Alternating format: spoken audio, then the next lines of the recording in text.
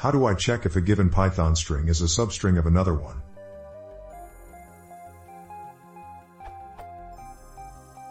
I have two strings and I would like to check whether the first is a substring of the other. Does Python have such a built-in functionality?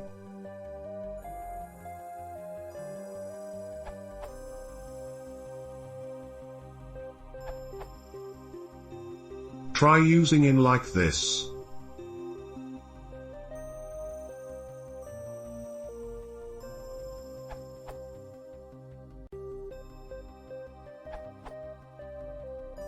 Try.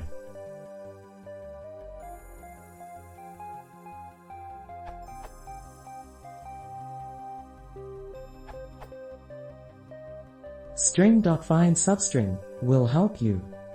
This function returns -1 when there is no substring.